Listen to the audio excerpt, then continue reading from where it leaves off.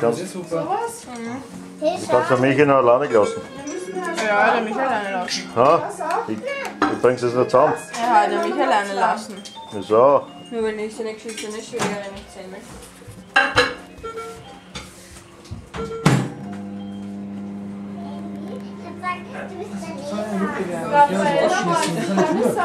Wir müssen die Bull verteidigen. Okay. Verstehst du das? Weil früher haben sie die Bull rausgeschossen.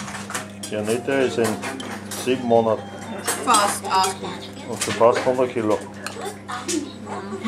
Bald hat es. Fast 99. Ich bin in den 8. Monat und ich habe nur noch 10 Wochen und ich habe 17 Kilo zugenommen. Ja.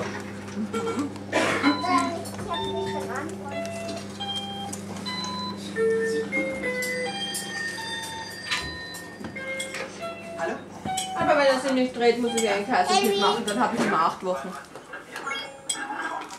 Ja. Er dreht sich. Ja, hoffen wir's.